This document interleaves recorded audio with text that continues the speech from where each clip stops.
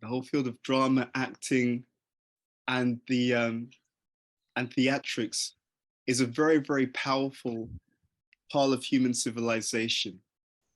We've seen across different cultures, across history, the storytelling, drama, enactment has been a major part of literally all cultures around the world in some way, shape, or form.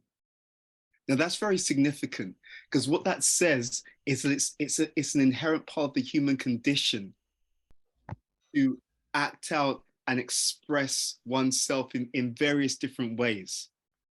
So I started thinking about this a few years ago, and to be transparent, it came through my wife actually. So she started going on this journey.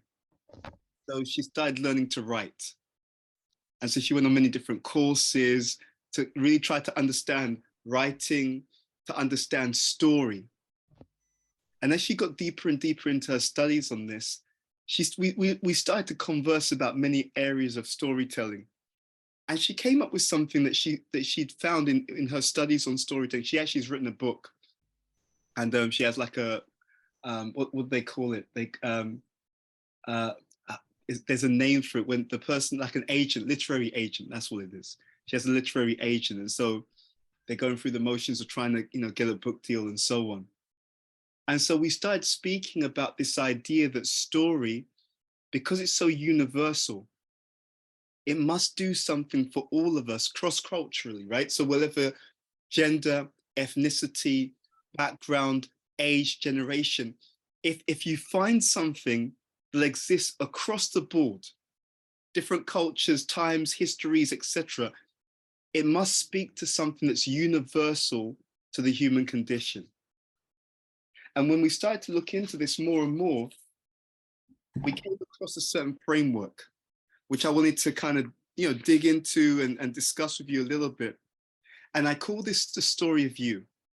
So she was explaining that whenever you watch a good movie, okay, let's start this here. Well, I'm going to ask all of you to do, because it's going to be interactive. I'm not going to speak at you for an hour. Trust me, you'll die of boredom. But it's going to be interactive. So what I'm going to ask all of you to do in the chat, just type in, what's your favorite film?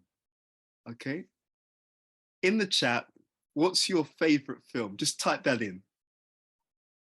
Looking for some good recommendations. Oh, Inception, Zini, that's one of my favorites as well. Great Gatsby, that's a classic. Fantastic. Look, Harry Potter, I can see. Okay, that's good. Love Actually, I remember that one actually. That was a good one. Okay, Fargo, Taken. Okay, Shawshank Redemption. My wife and I really love that movie actually. That's a great one actually. Absolutely. Let's see. Okay, Jurassic Park, The Wolf of Wall Street. Okay. Okay, let's see. Some great titles there actually. And it's interesting. We know that the film industry, right? There's at least three major film industries. You've got Hollywood, then on the Asian side you've got Bollywood, and then in Africa they call it Nollywood, right? So that's like I think like Nigeria, Ghana. There's a whole kind of industry that goes on there. So it's interesting when we looked into films. So she was learning about how stories and how narratives are created. And she started to explore and discover that there's a certain structure to stories. I'm sure many of you, because you're in that field, you'll know something about this. Now, what was really the tipping point for us, and to be honest, this has been a crazy journey that I've been on when I started to discover this, was that just as there's a structure to stories, that structure, the reason why it's so compelling, the reason why it grips and interests society across the board, across history, across ethnicity, across cultures, is because the actual structure of a good story reflects in many important ways the narrative or the structure of our own lives. In other words, a good story, and especially in the world that we live in right now, ladies and gentlemen, a good story is actually therapeutic. A good story actually has an ability on a very, very subtle level to help with our own journey, our own ability to process different challenges that come into our lives, and our own ability to heal and to move forward in life. And I do emphasize a good story, right? So some stories are not so good and they may not have that same effect, right? But you get the point. So she was explaining to me that there's three stages to a story. I mean, there's many ways you can break this down. And when we think about this, I want you to think about this in relation to yourself. Okay? Think about what we're going to talk about in relation to yourself. Because you and I, ladies and gentlemen, we have multiple movies going on in our lives. We have multiple narratives going on in our lives. For many years, since I was the age 13, I started getting into meditation. And I'll be very transparent. It wasn't because I was kind of like some kind of spiritual person. Actually, I read a book saying that if you meditate, you can access more of your subconscious mind to make more money. Many years ago. It was interesting, right? Yeah. Still hasn't, nothing's happened, right? Not earning anything, but you know, anyway, I read some of these strange books. I was only 13 at the time. What can you do? So the idea is that when I started meditating, it helped me to go on an inner journey. And as I went on this inner journey, I could understand more and more about the importance of self-development and self-growth. And the reason why, I'll be honest, the reason why I was really excited to talk to you, because see, I have a mentor. He was a brilliant person. He passed away about 17 years ago, actually let's see, on Saturday in America. There's a memorial, like a special event to commemorate his life. So he was at Princeton. He studied at Princeton University, and he was just very, very accomplished person. And he used to explain this point that the key thing for us, and that means all people, whether you're actors or whatever, the key thing to understand about life is our ability to handle anything in life. The ups and downs, relationship challenges, pressures and stresses, it all hinges on our own development. This became really obvious to me when I started to see, I started to see so many things. Does anyone remember Kilroy, the TV program? Anyone used to watch that?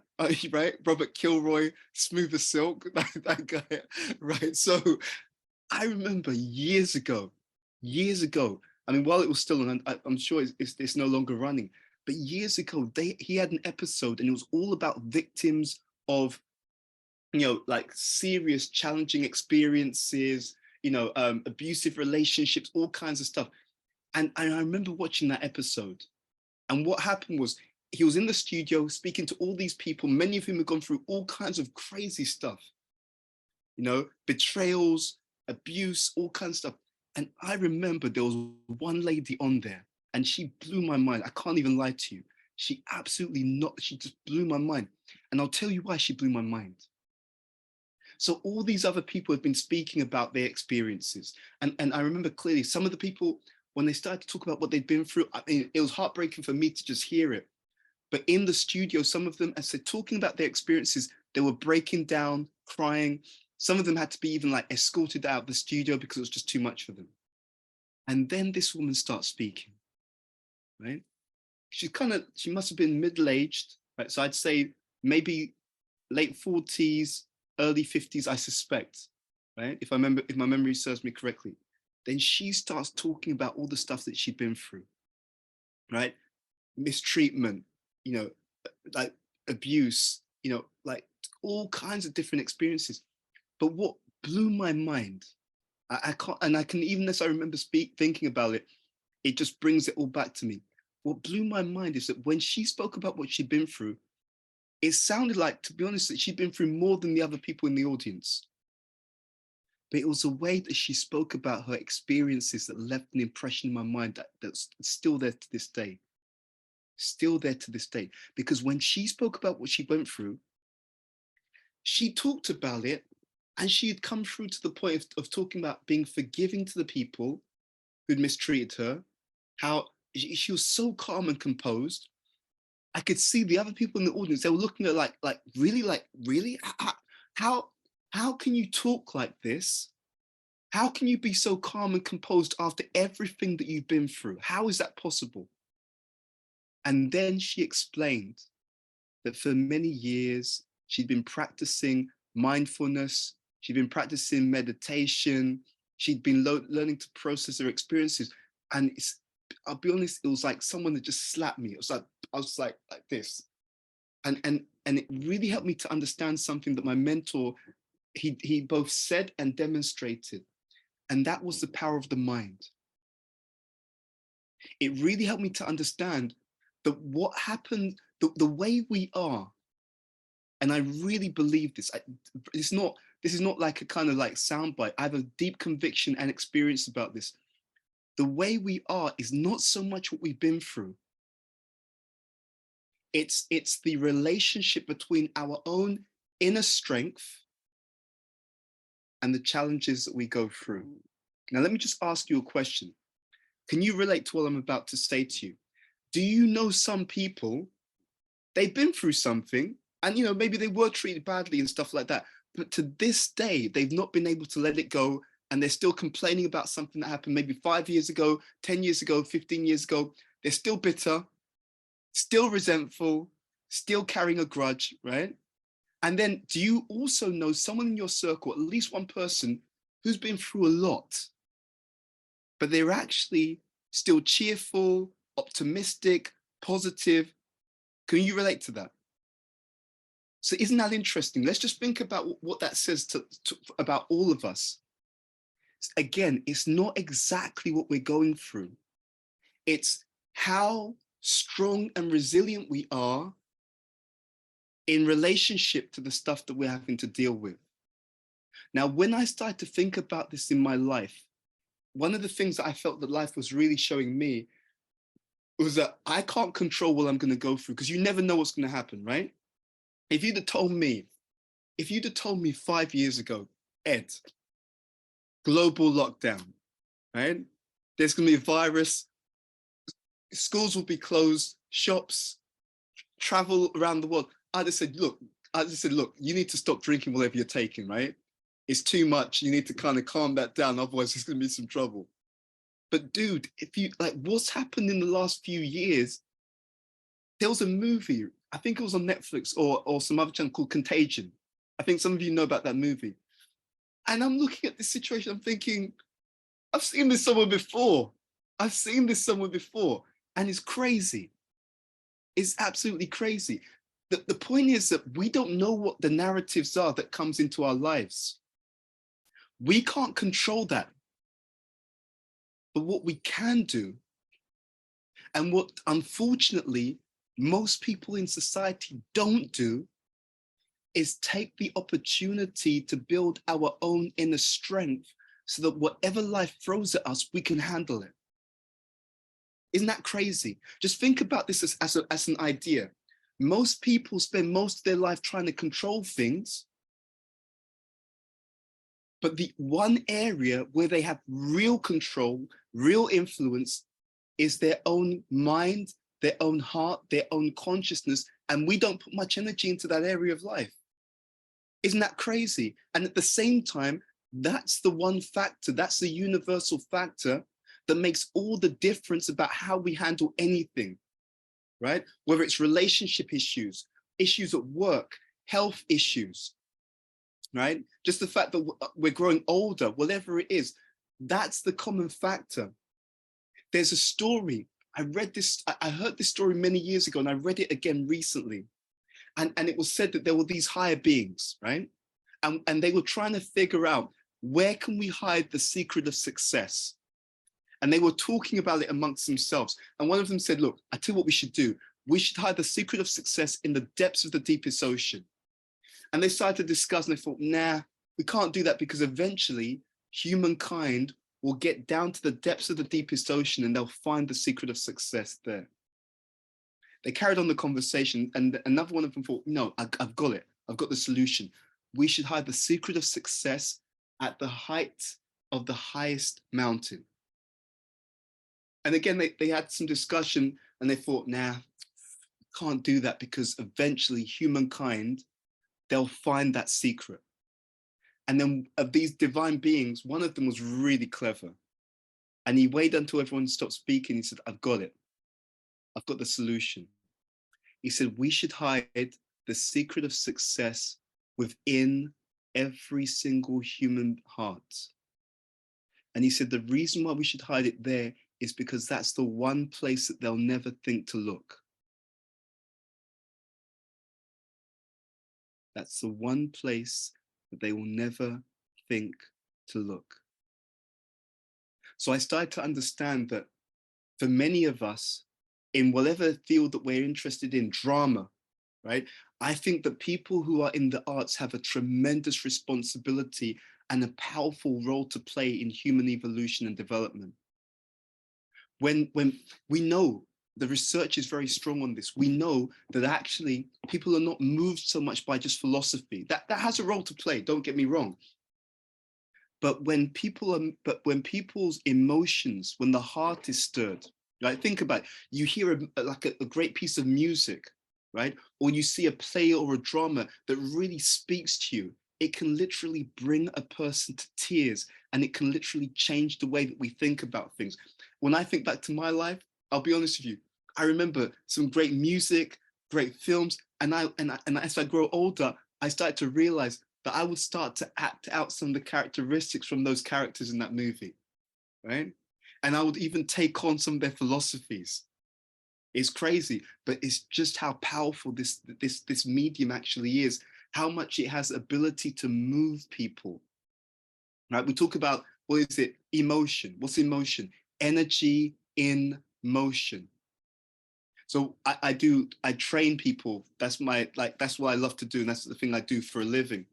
And we know that when people are moved, that's how they really learn.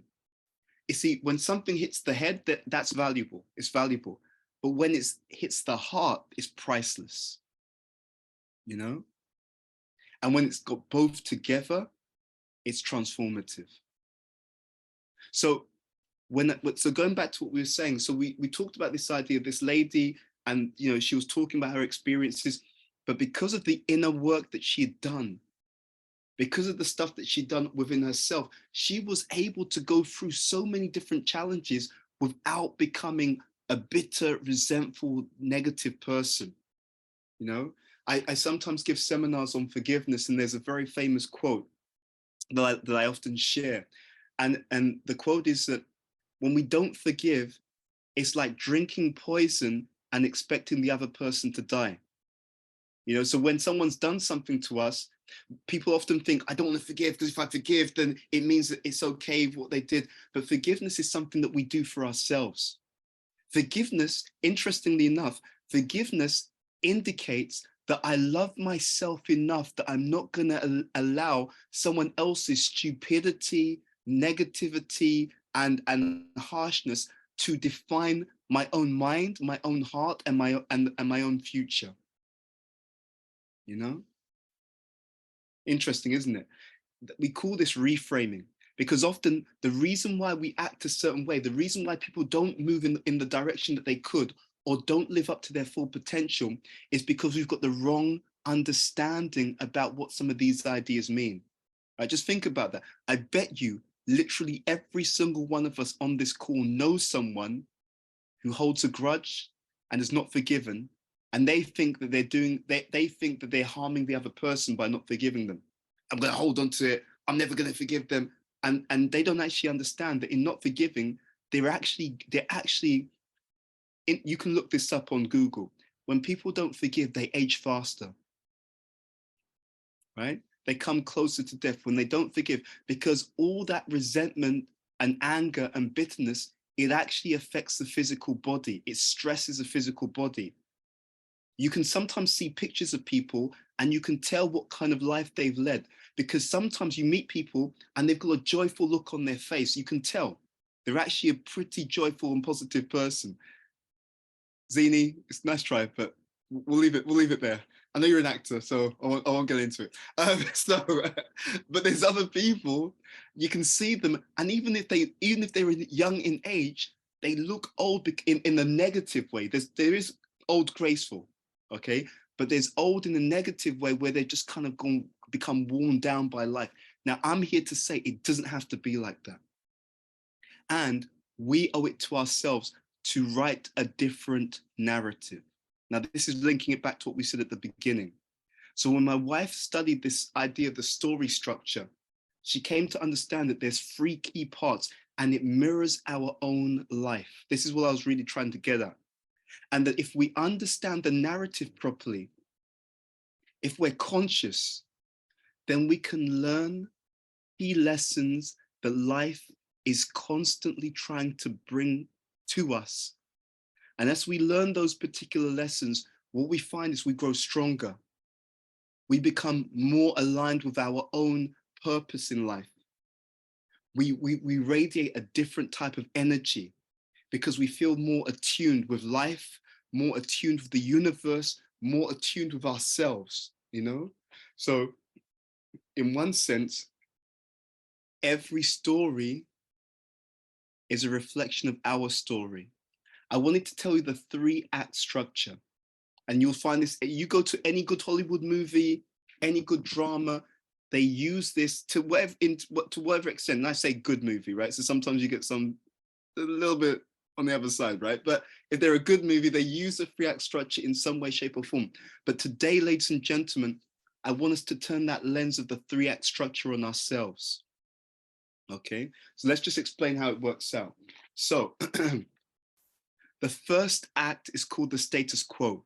Okay, so what you find in a good movie in the first act, right, is you find all the ingredients which will unfold throughout the story. Okay, so you have the main character who's living a life a certain way, and they're following a certain, they're kind of maybe following a certain trend, maybe following the crowd. And they're doing it for, it's interesting, right? You look at this, it's such a powerful thing. They're following the crowd for security and acceptance. They're just trying to be, just trying to belong, right? And whatever that crowd is, that crowd may be, you know, at work, it may be a social crowd, it may be the family, whatever it is. So the first act is called the status quo, and it has all the ingredients in it of the things that we need to change in order to be everything that we can be. It's interesting, my wife told me, she said, when you see a good movie, actually, if the main character has overcome the key challenge that they needed to overcome, then the movie is a success story. She said the only other style is if the character failed to overcome the challenge and failed to grow, then that kind of movie becomes a tragedy. Because you see someone who had great potential, they didn't step up to the plate. They didn't learn the lesson that they were meant to learn, and therefore they go down. And I'll be honest, when she said that to me, the more I thought about it, the more I thought in my own life, wow, it's a key question to ask myself. Is my life story a success story, or is the movie that I'm the main character of, is it going in the direction of a tragedy? Right? So let's go back to this. So in Act 1, status quo, you have the main character trying to fit in, and in doing so, that character may deny some of their full potential, right? And it's interesting also in that first act, the main character is exposed to a particular lesson that they're meant to learn. Right? In the first act, the main character is exposed to a particular lesson, something that they are meant to learn, okay? But in that first act, they don't accept or live that lesson, okay? Now for us, how does this parallel? I want you to think about this carefully, and you don't have to give me the detail of it, but I'm going to ask you to use your electronic hand. I'm just going to show you how this works. So if what I'm about to say to you resonates, you can indicate in some way a heart, a thumbs up, whatever, but I'll tell you what it is first. So I saw, when I started to use this in my own life, I noticed that there were certain recurring themes or lessons that kept coming up in my life, right? And maybe you can relate to that. So for many of us, you'll find that you keep attracting a certain kind of person, a certain kind of situation that just keeps coming up in life, right? And the clue is that sometimes those recurring lessons are the lessons that we need to learn. That's why they keep coming up. I often say that the mind is a magnet, and our thoughts and feelings are like the magnetic force, and they keep attracting different circumstances based upon the things that we need to learn in order to move forward. I remember when I was young, because I love pioneering stuff, right? So I started when I was at secondary school. I started the school newspaper, right? It was called the GM Ace, right? Because I was my secondary school was George Mitchell. So I used to we had we had these big chunky computers, like ice, like huge ice blocks, and I used to come in during the dinner the lunch break, and just like work on these big computers and try and make these newspapers.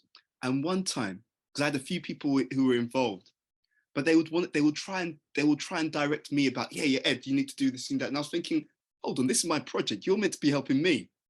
And I remember, you know what happened? I remember one lunchtime, two of my teachers, it was I think it was an English teacher and maybe it was humanities teacher. So they called me into one of the classrooms, and they gave me some advice.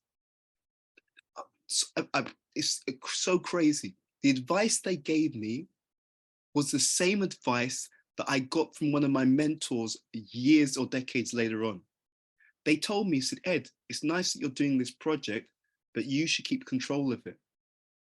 You should be directing it. You shouldn't be letting these people kind of push you around or tell you what to do. Can you believe that? Again, this idea of the recurring theme. See, the powerful thing and the sad thing is that most people, we're not conscious. And because we're not conscious, even though we get the same theme recurring again and again, we don't notice, like, dude, how come I keep attracting the same situation? Right? There's a saying that, so I think it was during the pandemic, I started my social, like, Instagram and so on. And every time I do one of these talks, I just kept come up with all these interesting insights, which I'll put them out on social media. And so this phrase came to me actually, I think it was last year or something like that. See, the lessons that you don't pass you. The idea being that there's certain things that we're all meant to learn for our own growth, for our own development. And if we just close our eyes and ignore them, the lessons just keep coming back again and again. And even, let's say you change countries, right? I'm going to move from London, I'm going to go and live in Australia or whatever. You can be in a completely different continent and still draw the same kind of experiences or the same kind of challenges. It may be from a different person, but it's the same song, the same pattern. Now, what if we were to be more conscious? Again, the 3-act structure. What if we were to really notice, hold on, I keep getting into these kinds of situations. Hold on, I keep having this type of challenge. Hold on, I keep ending up in some kind of, conflict or disagreement with this type of person. What if we were to stop for a moment and ask ourselves the question, why? Right? What if we were to stop for a moment and ask, okay, if I keep drawing this kind of experience, what does that seem to be telling me about about where I am right now and what I need to change so I don't go through the same challenges again and again? I remember being at university. There was one girl who I knew at university, very attractive person. I'll be honest with you, very attractive person.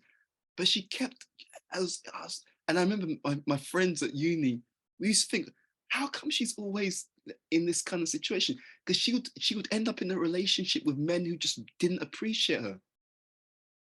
And we thought, like, wow, she's so attractive. She could be with any guy she wants. And it's like, but how come she always ends up in situations with men who don't deal with her properly?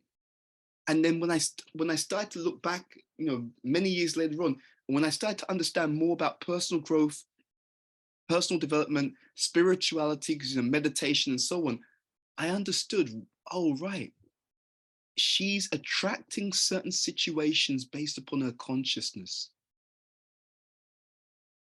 That's why I actually understood. And I understood also that it's not just her, it's every single one of us. And I also understood that when we change our consciousness, literally, ladies and gentlemen, really get this point. When we change our consciousness, we actually change the entire experience of our lives. And again, we have that power, right? There was some saying that it's actually, many people think it's easier to try and change everyone else than it is to actually work on themselves.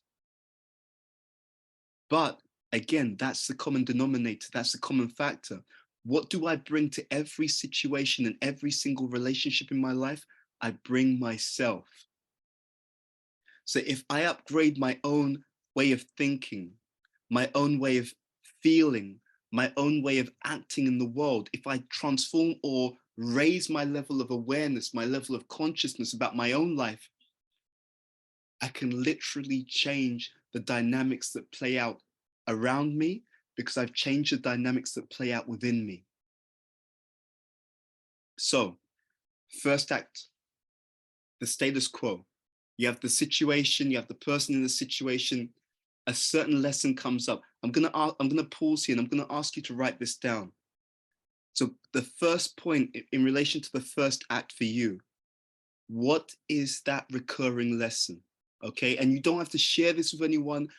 Look, I'm very conscious that the more I'm able to help you, the more I'm able to help myself, because what goes around comes around. So there's no shame, but I want to put you in a space where you can be as honest as possible with yourself. This is for you to write down. You don't have to show it to anyone, but I'd love to assist you in your own transformation to be all that you can be. So write down the answer to this question. Honestly and openly, think about your own life. What's that recurring situation or lesson or challenge that just keeps coming up for you? Okay. And just write it down and just again, we're creating the space in this session to be conscious, to step back from our lives and look at our lives from the perspective of a witness and think, all right, hold up. Yeah, I see. I just keep getting into situations with this type of person or this type of, pattern, whatever it is. Okay, so let's start there. Just write that down. Give you a few moments. For many of you, it may come to hand immediately. For others, it may be a little, take a few seconds to kind of bring it up. And it may even be that there's more than one recurring situation. That's okay. Or more than one recurring type of person that comes up. That's okay, right? This is a start of a 10. We're not worried because we have about an hour together. So even if we don't finish this, I'm going to plant some seeds and you can water and grow those seeds in your own time. But that's the first question. What's recurring? What are those situations, circumstances, people, challenges that just keep following you? Okay. Again, the idea is that the lessons we don't pass us. Okay. Point number one. Okay. So let's go into act two. So act two, this is interesting. In any good film, the main character accepts an opportunity that brings them into a new world. So they go on a quest, right? So many of you will be familiar with this idea of the hero's journey. Okay, so you have the status quo. So this is the lay of the land.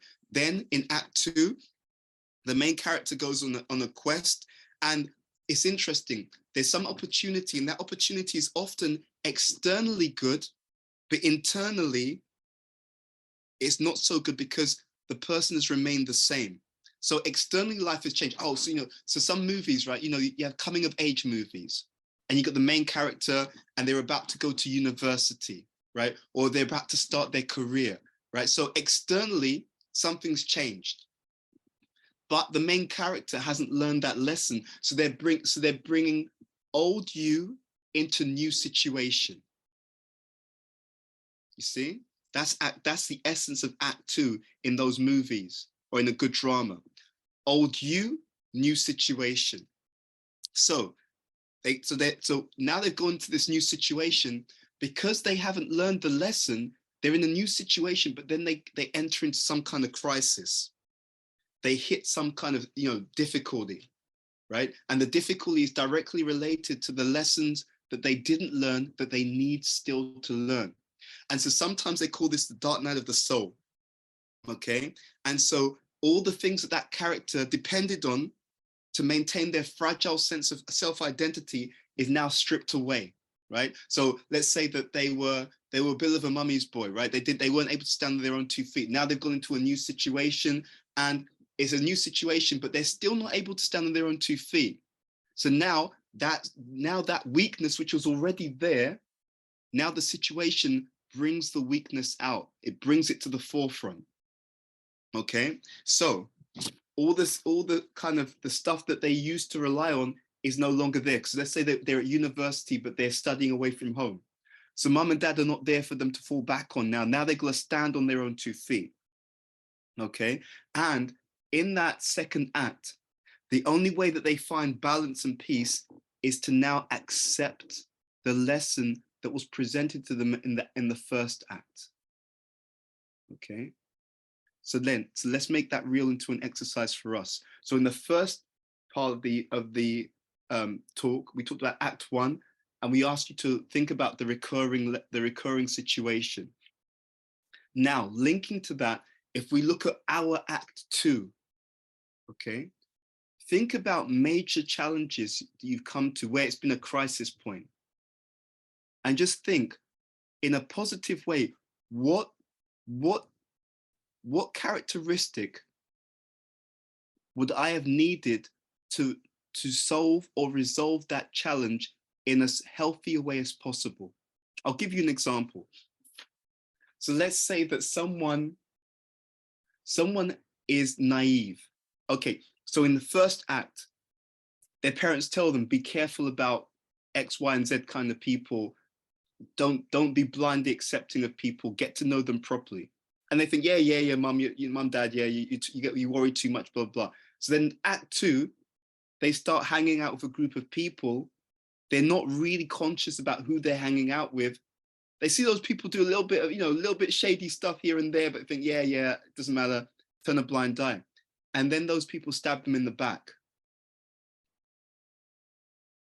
And then they start thinking backwards and think, you know what, damn it, I saw all these subtle signs of betrayal early on, but I ignored it. Can anyone relate to that? Yeah?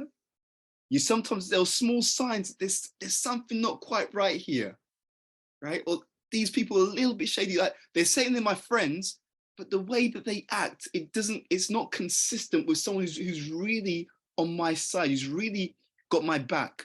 But they ignored that lesson. They saw it, but they didn't see it. And then the crisis came in Act 2, where the situation became so intense that they were forced to recognize, right, these people aren't actually on my side. These people are envious, they're backstabbers. So the situation gets to such a point that the lesson that was given to them in the easy way, and this is another factor of life, by the way, often life is so benevolent that often we're given the lesson first in an easy way, but we don't listen. And so when it's given in an easy way and we don't listen, then what happens is the universe turns up the volume. Anyone ever had that experience before? Yeah, right. So it was, subtle before, but we didn't really take it. Yeah, it's not such a big deal, whatever. And it's like, dude, that is a big deal. And because you didn't listen when I told you in a soft way, the universe turns up the volume. So now the lesson becomes so intense that we can't avoid recognizing it. Okay. And the Act 2 is that point where the only way through the crisis is to accept the very lesson that we were told or shared with in Act 1. So Act 2 ends with that particular crisis. And if the person, again, this is the pivotal point.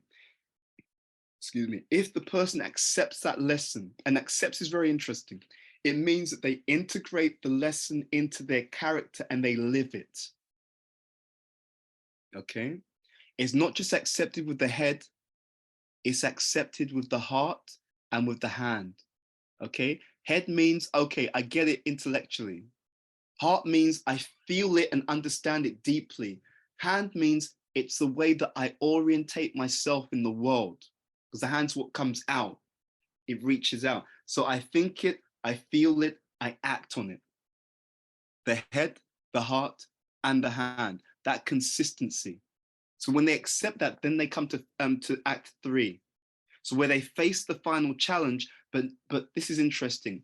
Act 3 is because I've accepted the lesson and because I'm living the lesson, then when I face that final challenge, I've learned the lesson so well that I'm able to pass the test. Okay. So think of the lesson like a key and the test is like a door. If you have the key, you can open the door and you can go through to success. So in summary, we all have these narratives in our lives, and anyone who examines and explores their life honestly, you can see that life is trying to communicate with you, right? So I'm part of a very powerful kind of like lifestyle. We call it bhakti yoga. It's a certain kind of yoga path, and it's all about Eastern wisdom, consciousness, conscious awareness, and so on.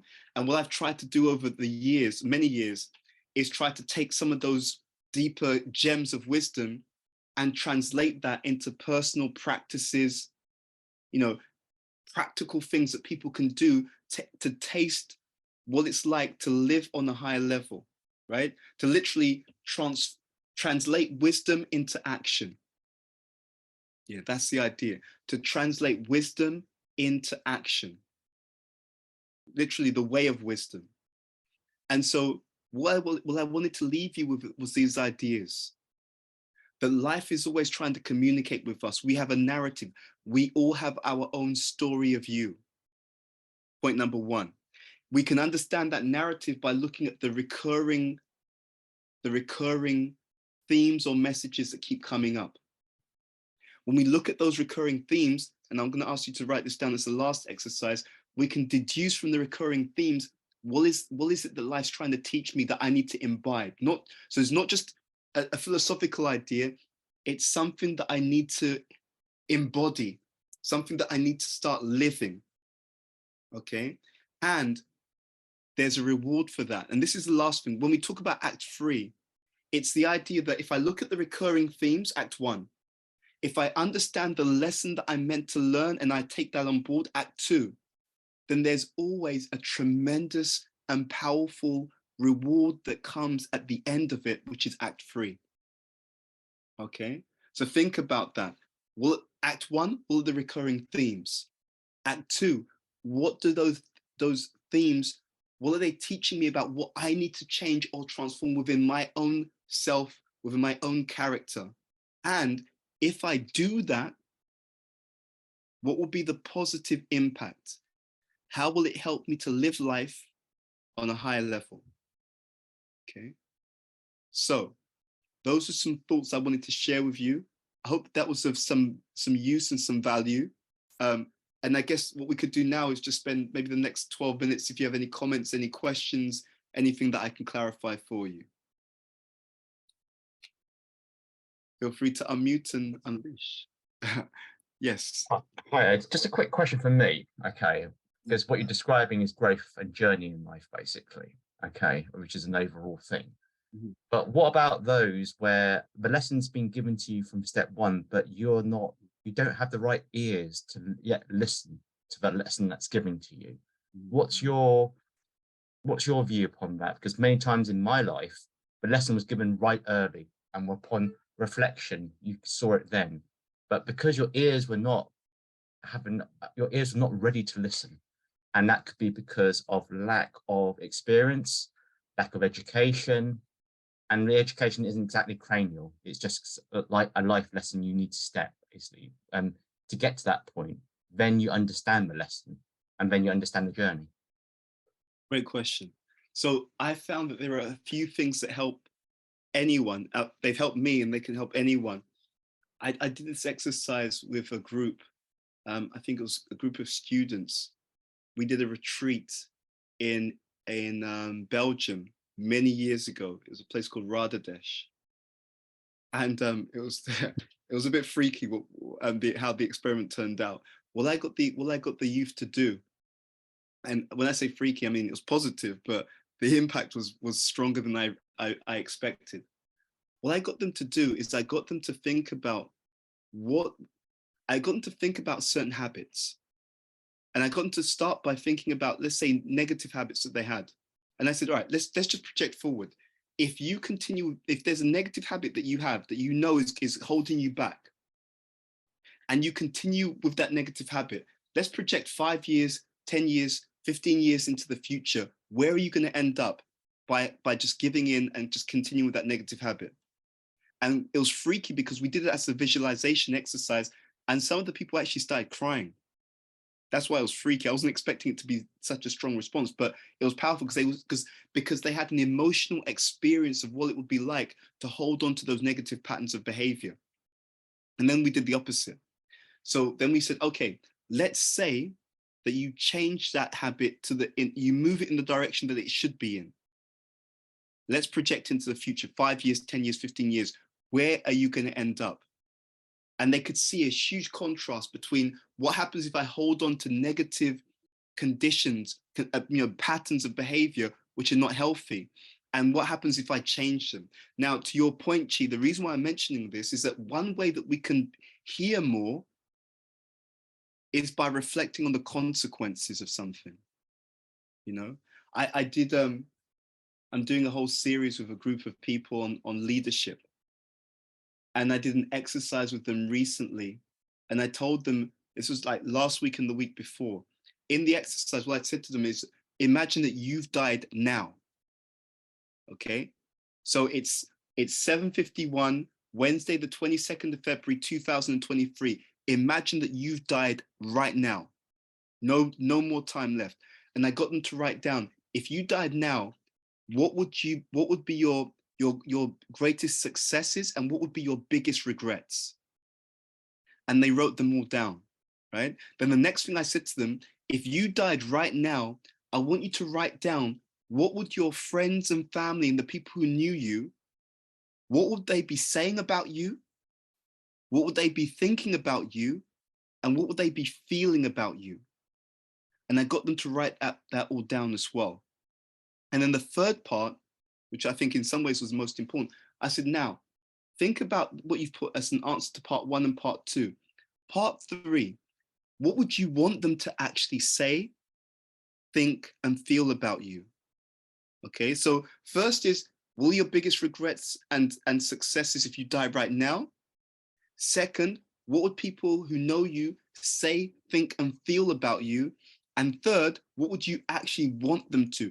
And for many people, it was very confronting, because it kind of really hit them with the idea that, wow, if I passed away now, I'd have some huge regrets.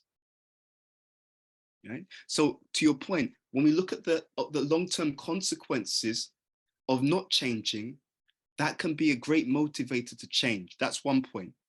The second factor that can help us to be more aware and to hear more is to not try to do all of these things by ourselves.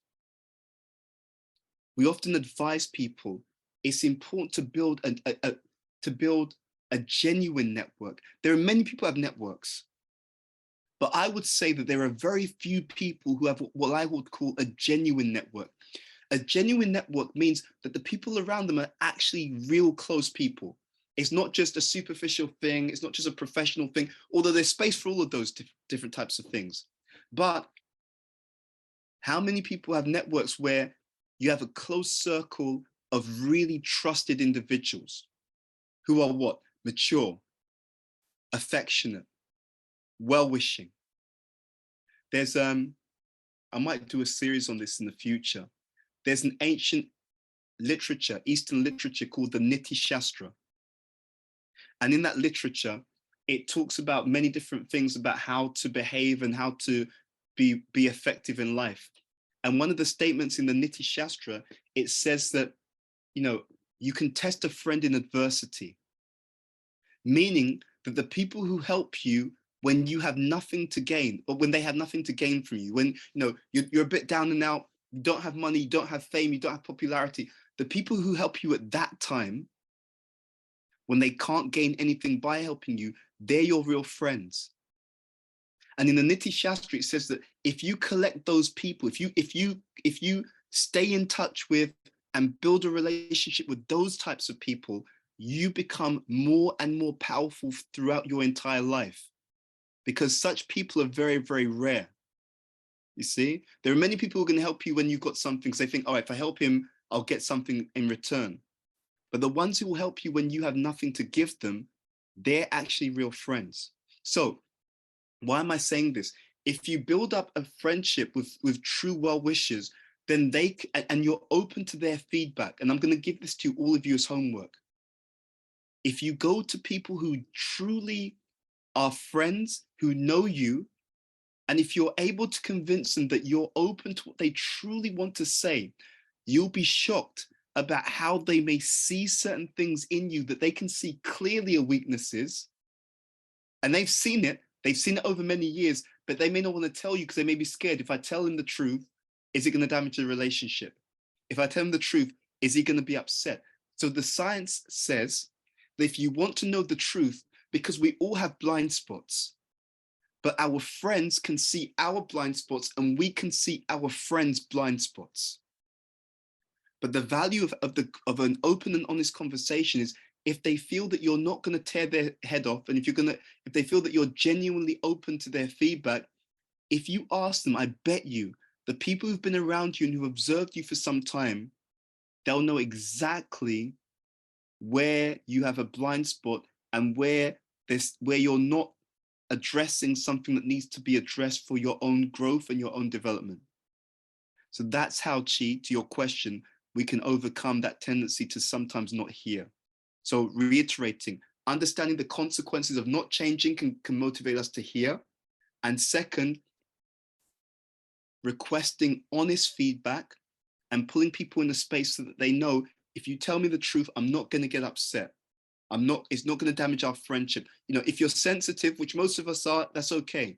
You say, look, just tell me in a constructive way, right? You don't have to say, you're terrible at this. You can say, Chi, I think that if you focused on this, you would be even more effective. Or Chi, I think you've got great potential. I think the only thing that's holding you back from that potential is this area. And I think if you address that, you'd be off the scale.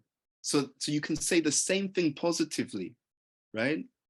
But I would request all of you, if you're up for it, to go to people who know you and put them at ease that whatever they tell you is not going to be taken the wrong way. And I bet you'll be surprised how much they can give you feedback on exactly those areas that you need to work on to really up your game.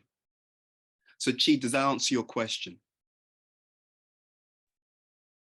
Yes, to a certain extent it does, Ed. I know there's many more levels to this basically, but the point being is that, yeah, it's certainly two practical ways of doing it, I'd say, anyhow, Ed, from that perspective, yeah. And sorry, and it's chai, as in chai tea latte, but anyhow. Chai. Okay. So I'll leave that one out there anyhow. So Chai, actually, I'll just add one more thing because you've just inspired that. There's also the introspection. If we introspect, if we just take a moment to really think about ourselves, imagine like you're looking at yourself from an objective vantage point. Like if it's like Ed looking at Ed, it's like, Ed, I think you're okay in this area, this area, this area, but Ed, I think that you need to really focus your attention on this. So if you're introspective, you can also get a sense of what you need to focus on as well. Yeah. Anyway, I'm sorry to hog the time. I'm sure other people would like to have words. So I'm going to mute on that. I'll think about that. Ed, thanks again for your time. Appreciate that. Thank you for a great question. Anyone else? I just had a question because I think what you said was really important about creating a network of genuine friends that have your back in things that you're passionate about. And for example, if you're starting something where you're quite new at, like maybe acting or screenwriting, what is your advice to find like a hub of those type of people that you can hang out with to keep you motivated? Because it's kind of hard when you have to like, I guess, do it by yourself and stuff? Great question. Now, I've been thinking about this for years, and so there's a few things I've seen really make a difference. You see, it really starts, if you want to do this properly and deeply and lastingly, it starts from the inside out. People love people who love themselves. You know, it's a profound statement. People love people who love themselves. What I'm going to do is I'm going to send to John a quote from my mentor. He wrote many books, and I saw a quote from him that someone sent me on WhatsApp yesterday, and it was about this topic. It was quite interesting, about self-love, but it got me thinking, because I was looking at that quote yesterday. The first thing to do, the first relationship, is a relationship with ourselves. If I've got a healthy relationship with myself, I'm much more likely to attract and keep other people who have a healthy relationship with themselves as well. You see, I'll be honest, for many years, I've spoken to different people in different communities, and they've sometimes said, you know, people aren't there for us, people aren't there for each other. And I'll be honest, I've disagreed with them, but in a specific way. I agree that people aren't there for them. I agree with that, but it's the why. I often see that so many people, they're struggling in their own life, that the idea of them being a support for everyone else is a joke. Because if you're drowning, how are you going to help everyone else? You know. So I've seen that in order to make it real, we have to fill our cup first, right? And that doesn't mean that we neglect other people. No, not at all. But whatever interactions we're having with other people, we need to keep our cup full, and then that way, that's the first thing. That's part one. Keep our cup full. Look after ourselves. Have a healthy relationship with ourselves. Then, as we interact with other people, we're giving of the overspill. We're giving of our abundance. We're not drained. So now I can give because my cup is full. I can give to someone. And then this is a trick, Nicole. We see how they respond. You see? So when your cup is full and you're giving in a healthy way to other people, the ones who are also responding in a healthy way, that's a good sign. You see? Because your cup may be full and you're giving to some people and they're just taking. And it's like, well, let's have a look at that. Okay, I'm trying to keep my cup full. I'm trying to give. And the people who I'm giving to are just on the take. Right? Now there's two types of taking. There's one type where the person has a good heart and would reciprocate, but they're not in a position to. That's okay, right? Because then what happens is they're taking some of your energy, but it's like jump starting a car. The moment their engine's going, they'll also give some energy as well. That's fine. But the people you want to be careful of are the ones where they can give and they just don't want to. They can reciprocate, but they only want to just take or suck whatever they can from you. I sometimes call them the energy vampires or the mood hoovers, right? They just suck the life out of anyone and any situation. Those are not the people to just have an unfiltered relationship with. You can even deal with those people, actually, if you're conscious. Then you know, I know that this person's like that, so I deal with them in a careful way and I maintain healthy boundaries. You see, what you want to do in life, and this goes for any relationship, you want to interact with people in such a way that you do not allow them to make you resentful. You see, you don't, and it's interesting. Someone shared this the other day. I can't remember who I heard this from, but they said that the most loving people have the healthiest and strongest boundaries. I remember where I heard it from. I was in India just recently, and it was I was attending like a leadership sangha, leadership conference, and I met one person who I'd seen on a podcast, and then they were in India for this leadership conference, and in the seminar that they were giving, someone mentioned that. They didn't mention it, but someone in that seminar mentioned it. So that's the point. If you keep your cup full, and then you give from that place of abundance, and then you also see who's ready and willing to reciprocate with what you're giving in a healthy way. And those people are the people that you can continue to invest in, because if you invest in those people, you'll give and they'll give. And therefore it'll be a very, very healthy and sustained exchange. Does that make some sense? Yeah, it does. I was just wondering, would it help to fill your cup if you surround yourself with like clubs and stuff where people are sharing your same ambitions, kind of also? Or, It could, that's true. But you have to just bear in mind also that it's more than the ambitions which are shared, it's the energy of the person that's shared. Because you can even have people who've got the same ambitions, but if their orientation is a bit self-centered, you may feel drained even though you have that ambition in common. Does that make some sense? yeah. Hmm. Yes, ambition and common interests is a great way, it's a great basis to meet people and to have some common shared interests to talk about and to be enthusiastic about, but it still comes down to the individual, you see? Oh, So just having a shared interest is not enough if you're looking for close, healthy exchanges. It's, yeah, shared interest, wonderful. But what's the nature of the actual individual? Are they ready to share, to give and receive energy, or are they one way? That's the point there. Does that make sense? yeah, thank you. Thank you for your question. Okay. Anyone else? Okay. John, I think our job is done. We'll hand over to you. And thank you so much. I'd like to say, can we give a round of applause? But yeah. Thank you. Thank you. Ole! Unmute and applause.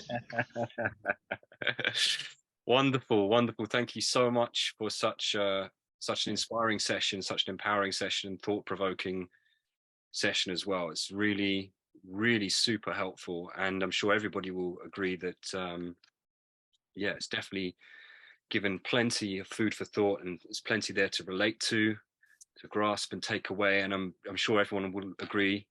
You'll be absorbing this and taking it on board probably for days, if not weeks, months, maybe even years ahead. Who knows?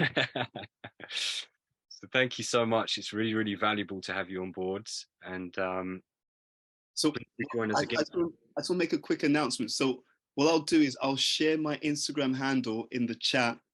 And so if you're interested and if you find it useful, then feel free to just connect with us on Instagram, because we try to share many different, pearls of wisdom, ideas or insights that can help people to, just to kind of experience life on a higher level and to grow. Actually, I'll just put my name. So this is my name on Instagram, which is my normal name, Anobah. And then also we did a TED Talk a while ago. So on TED, so if you just put on YouTube, TED Talk, Anobah, and I'll put the name of the TED Talk, which was called The Power of Insight. If you're into that that kind of medium and so on, then feel free to check that out as well. And yeah, we really hope that we were able to share some ideas that could help you just moving forward and build that strength. Because again, as we said, that drama is a powerful medium. And if you have that inner strength and those lessons, absorbed and imbibed and embodied, it makes you much stronger to deal with whatever you're going through. And we know that as actors, sometimes there'll be rejection. Sometimes that, whatever you're doing, sometimes it will go well, sometimes it won't, because that's the story of everyone's life. But these keys can give you that strength to just move through and just to keep going and to keep driving towards your best self and your best outcomes as well. I saw a hand up. Is there time okay? Is it okay to answer Zini's question, or do we need to close? No, of course, the platform's. Oh, it's just a quick one.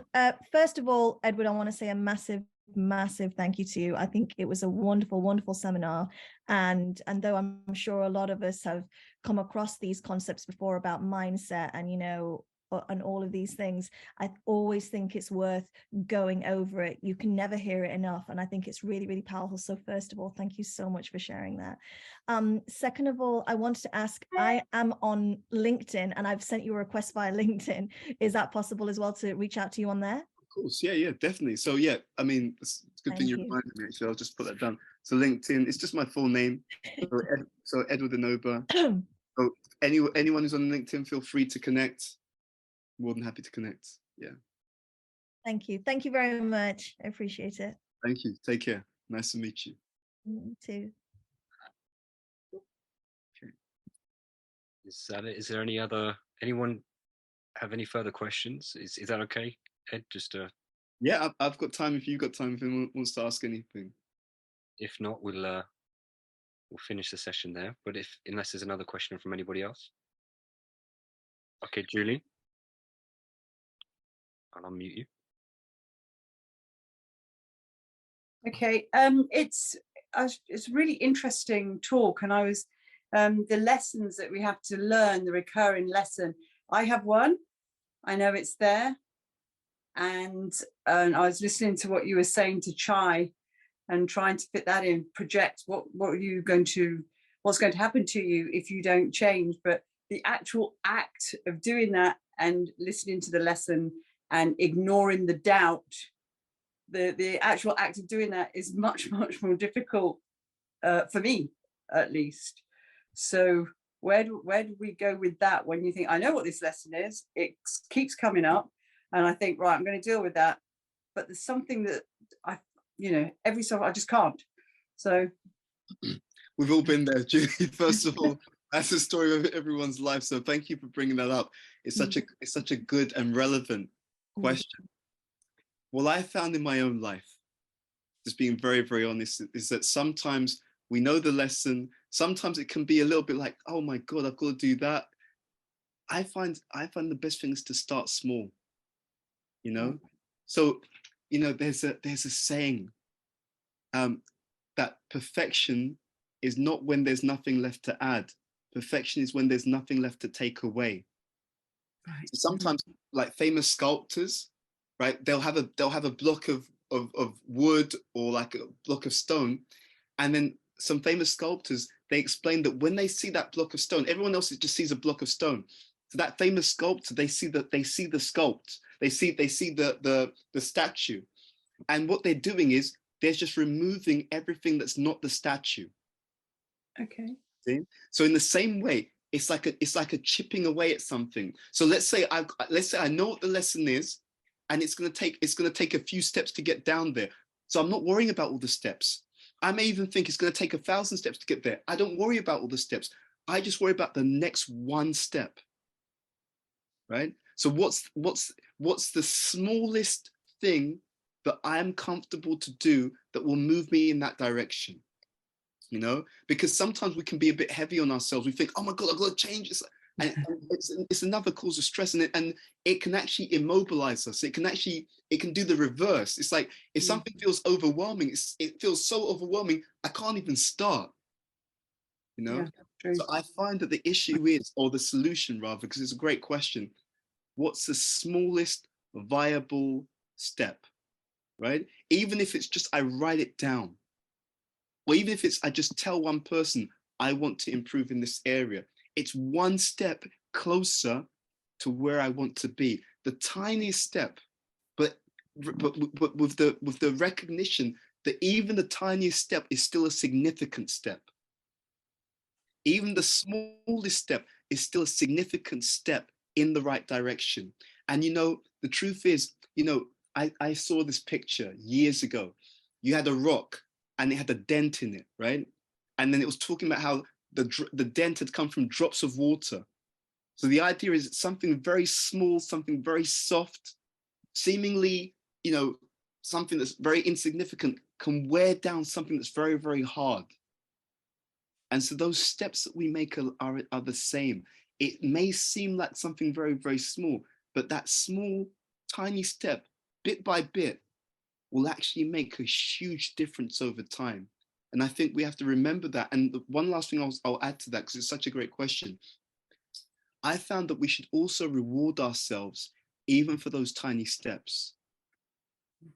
You see, every time we make a small, even incremental step in the right direction, if we reward ourselves for doing so, it reinforces what we're doing, and it strengthens and deepens the motivation to take the next tiny step. You see, but many tiny steps create very, very powerful, significant steps over time. Does that answer your question, Julie? It does, yeah. I think it's really beautiful, actually. Just don't fret the big stuff. Don't sweat the big stuff. Yes. Just do one little bit at a time. You've inspired me actually. Yeah, don't fret the big stuff and don't minimize the small stuff. No, that's really lovely. Thank you, Ed, and thank you for a great talk. Thank you. Thank you for coming. It's full of energy. When I found that there's a literature that I like to read called the Bhagavatam, and it talks about the qualification of the speaker and the hearer. So when both people come together and they're eager to hear, something magical happens in the exchange. It's not just me, it's us. Yeah. Thank you. Anyone else? Okay. Thank you so much, everyone. Thank you once again, Ed. I've just been making like pages and pages of notes on my phone as you were speaking, so I've got a lot to consider and work on for myself and go over. And I love the way that you put it into the 3-act structure. I thought that was really lovely, and so useful. So thank you for your time, your expertise. Thank you. And like I said, if you're on Instagram, please, join, and if you can share what we're sharing, because we just want to make it available to as many people as possible, we'd be very grateful. Thanks so much. And I hope to have you back as well, Ed. We'd love to come. I was actually thinking I was toying between the idea of doing this talk, Story of You. There's also another framework that my wife and I created. We have like a podcast. Actually, I'll just put that down, the Anobah podcast. So we have a podcast on Apple, and we did something on self-esteem, and I thought that could be useful, especially people in the acting field or any field as well. So you can check it out on our podcast. We've got about 5 episodes. The first one is called The Self-Esteem Spectrum. It's on Apple, Spotify, and other platforms as well. But yeah, that could be something that we could get into, how to build healthy and strong self-esteem so that we can, deal with whatever life throws at us as well. That'd be amazing. I'm sure I speak for everybody when I say we'd love to have you back and have you hear from you again. So I hope for part 2. It'd be lovely to have you again. Thank you very much for inviting me. Thank you. It was great meeting all of you. I really very much appreciate the conversation and time.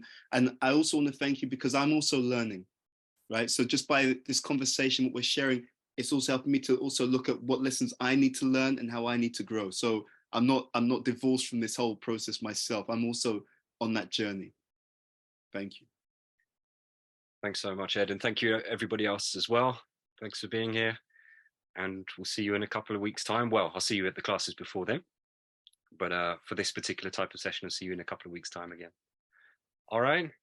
Thanks so much, everyone. Take care. Thank you. Thanks, Ed. Thanks, John. So now we know why you don't age, John. You know that. You thought it's because I was putting on hoodies and trying to look younger, but it's a different process, mate. It's all here. It's all in the face, isn't it? Well, thank you very much. Thanks a lot. Have a lovely evening, and I'll see you very soon. Take care, everyone. Take care. Cheers. Thank you. Thank you.